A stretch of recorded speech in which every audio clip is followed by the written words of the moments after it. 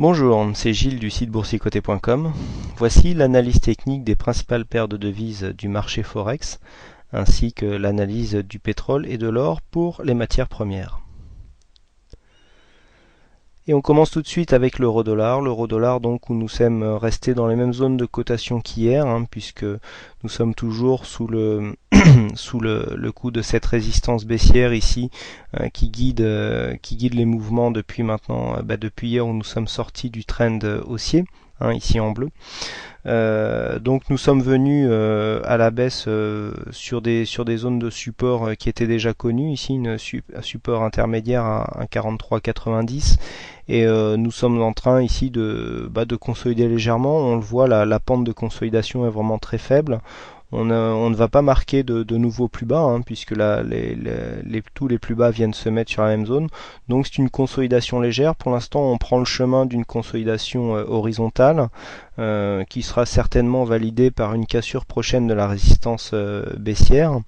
Et donc on voit bien que la zone des 23,6 qui normalement donne le signal de la consolidation n'est pas énormément attaquée, puisque malgré l'attaque que nous avons eue ici, qui a eu un rapide retour des cours vers la zone des 1,44 voire 1,45, et bien depuis il n'y a plus d'attaque à part la petite attaque là que nous avons connue dans la journée, mais sinon les cotations sont bien restées entre 1,44 et 1,45 points, donc pas grand chose à dire pour l'instant. Au niveau de l'euro-dollar, des indicateurs très indécis.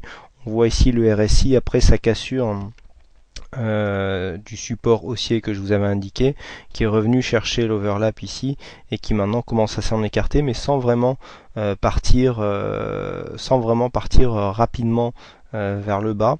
Donc on sent que c'est une consolidation qui se fait sans grosse conviction. La pression est vraiment acheteuse sur le point de vue moyen terme de cette devise.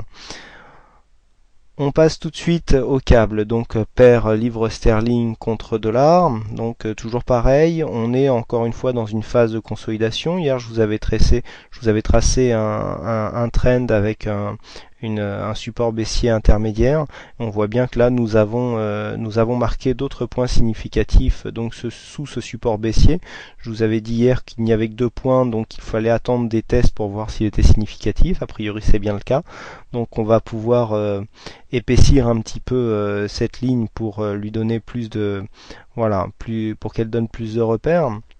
Donc on voit des indicateurs ici avec une paire qui est venue rebondir donc à la baisse suite au contact de cette ligne, malgré tout avec des indicateurs qui n'étaient pas surachetés. Donc un peu pareil que l'euro-dollar, on est dans une tendance de consolidation suite à une poussée haussière ici qui se fait sans grande conviction. C'est une consolidation je dirais assez molle. Alors si on trace les retracements de Fibonacci, alors moi je prends toujours la tendance directe, je ne vais pas forcément chercher le plus bas. Voilà, on s'aperçoit que ici on est bien venu consolider dans la zone des 38,2 et qu'ensuite on remonte et qu'on tourne autour de la zone de 23,6. Donc pour l'instant la consolidation se fait sur des bases plutôt saines. On est revenu ici, on a cassé, vous voyez, on était en support sur le 23,6, hop, on est revenu chercher le 38,2. Alors voilà, bon, pourquoi je prends pas le point bas ici? Parce que personnellement, je ne trouve pas qu'il faisait partie de la tendance. Vous voyez, on était sur le point bas ici, on est venu monter, puis on est venu redescendre. Pour moi, on n'était pas encore dans la tendance haussière. La tendance est vraiment partie de ce point bas là. Donc sur les retracements de Fibonacci, c'est vrai que par rapport à ce que vous pouvez voir ailleurs, je dis pas que j'ai plus souvent raison ou pas, c'est chacun sa manière de faire, c'est tout, et chacun sa manière d'interpréter. Donc là, moi je prends toujours la tendance directe, qui est ici symbolisée par le support haussier.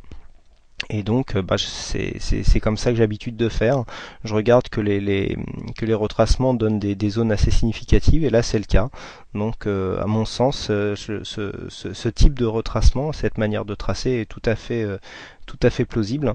Donc voilà, là on est revenu aux alentours des 23,6. Donc là si on venait à casser cette résistance baissière, on ira attaquer des nouveaux plus hauts, et si on partait dans une forte dynamique, on pourrait tracer des extensions pour évaluer un nouvel objectif haussier. Je rappelle que la livre contre le dollar est dans une tendance de fond en range, c'est-à-dire tendance de fond neutre, et que donc si on joue la tendance de fond, c'est plutôt des zones où il faudrait shorter cette paire de devises. Shorter, c'est vendre, bien sûr. On continue tout de suite avec le dollar-yen. Dollar-yen donc qui a du mal à franchir les 83,16. 83,15. Ici nous avons un support qui fait obstacle, hein, et puis nous sommes toujours sous le coup de cette résistance baissière, hein, qui délimite le trend par le haut, hein. Toujours pareil, on va épaissir un petit peu le trait pour montrer qu'il a un peu plus d'importance. Donc tant que nous sommes sous cette résistance baissière, il n'y a pas de cassure possible. Ici nous sommes nous avons une zone de support ici à 83,16 et une deuxième zone de support mineur à 83 points.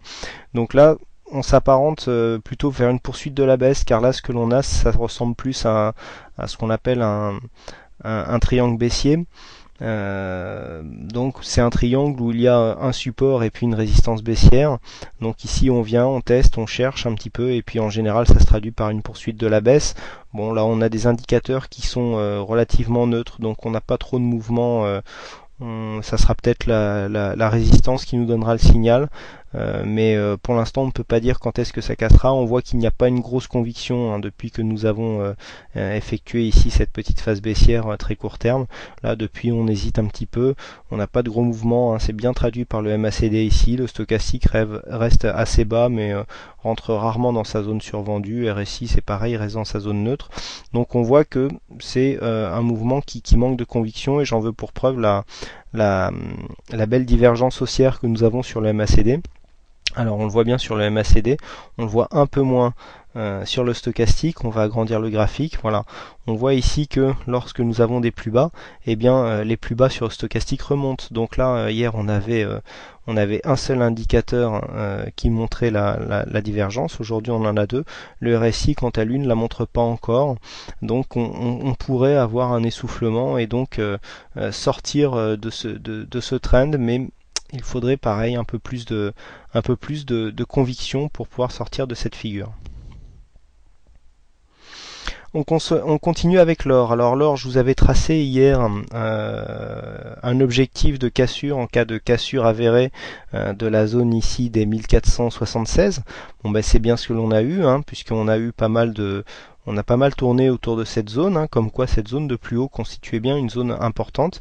Et puis dans la journée, les cours ont redécollé et donc ont réimprimé un mouvement haussier au sortir de cette figure. Donc si on prend un peu de recul, on a tout à fait ici une vague haussière avec une consolidation. On avait vu que cette consolidation correspondait à une consolidation des 38,2% de Fibonacci. Lorsque nous étions approchés, je vous avais dit qu'on pouvait tracer un Fibonacci inverse pour trouver un objectif. C'est ce que l'on avait fait. Donc si on se rapproche, hein, je rappelle, on était parti du plus haut, on était arrivé jusqu'au plus bas, et donc ce genre de tracé nous donne un objectif qui est maintenant accessible, hein, puisque l'on voit que les 1496 sont maintenant à portée, hein. Si la dynamique continue, nous avons des indicateurs malgré tout qui sont surachetés, donc on peut très bien avoir un overlap qui pourrait venir laisser les cours respirer sur la zone des 1480, entre 1476 et 1480, avant de remonter, hein. C'est pas forcément une remontée directe, de toute façon sur ce genre de signal, en général on a un stop qui se place sous les 61,8, car si on revenait ici sur les 61,8 de cette zone là, eh bien on aurait tendance à invalider la cassure. Alors par contre attention, quand on voit qu'on se rapproche comme ça et que l'on est assez suracheté, surtout là on est c'est le week-end, moi j'aurais plutôt tendance soit à jouer le stop financier, c'est-à-dire à alléger la position pour en cas de retour des cours ici vers le stop, soit ramener mon stop sur le prix de revient unitaire, hein, le PRU, pour protéger la position, car quand en général on est à mi-objectif, on aime bien jouer sur le money management pour, même si on ne protège pas ses gains, mais au moins protéger la position. Ça serait dommage, alors qu'on en est à la moitié, de voir ce trade se transformer en perte. En général, il faut profiter d'un petit gain, pas forcément pour sortir, parce que même si certains disent que On ne s'est jamais appauvri à prendre ses gains trop vite.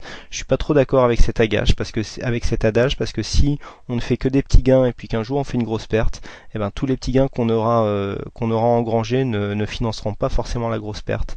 Donc il faut essayer d'optimiser aussi ses points de sortie quand ils sont en gain. Prendre ses gains trop tôt, c'est se couper de revenus importants.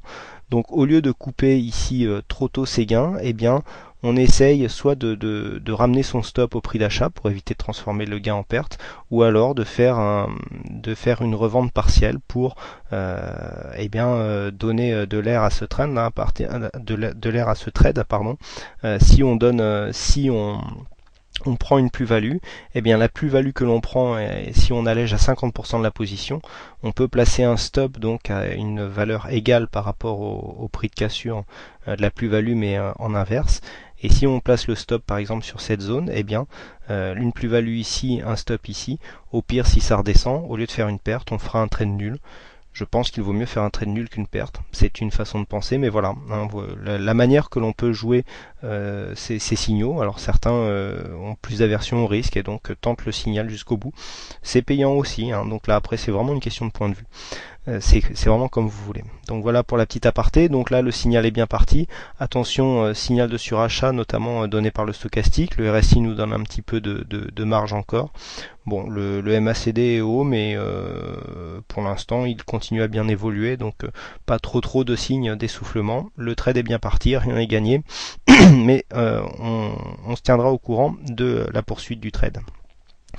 Et on termine donc par le pétrole qui opère une remontée contenue, hein, puisqu'ici on a bien tourné autour de la zone des 108 dollars le baril, et puis là on commence à remonter aux alentours des 109, peut-être qu'on va clôturer vers les 110. Bon, zone de surachat aussi, stochastique qui rentre en zone de surachat, on sait que en général c'est le premier à y rentrer. Le RSI nous laisse encore pas mal de marge, et on voit le MACD n'a pas encore une grosse amplitude, donc bon, on peut revenir chercher ici une zone de résistance. Oui, je sais pas pourquoi ma zone de résistance a disparu. On peut trouver ici une zone de résistance qui se trouve à peu près à ce niveau-là, hein, et puis idem, voilà, pour oui, voilà, ici, et on peut revenir chercher cette zone de résistance, et pourquoi pas en cas de cassure revenir chercher sur les 112 dollars le baril. Bon, pour l'instant ce n'est pas le cas. Au niveau de la tendance, on s'est quand même affaibli, on voit qu'on est sorti ici, le retracement a été assez fort, donc maintenant on repart mais sans grosse dynamique, donc il faudra vraiment casser ce plus haut que nous avons ici à 113. De mémoire, oui, on est à 113,45 pour repartir en dynamique haussière. Bon, pour l'instant ce n'est pas le cas. Voilà ce que l'on peut dire donc sur ces principales analyses en ce qui concerne les devises et matières premières. Pas de signal de trading aujourd'hui sur l'euro-dollar. Donc on attendra la semaine prochaine maintenant pour avoir d'autres signaux. En tout cas, je voulais vous remercier pour votre fidélité, pour vos nombreux passages sur le site boursicoté.com. Encore beaucoup de monde aujourd'hui. Merci à vous donc pour votre intérêt. Et je vous souhaite donc une bonne soirée, un bon week-end, bonne chance dans vos trades. Et je vous donne rendez-vous dès lundi pour de prochaines analyses vidéo. Bonsoir.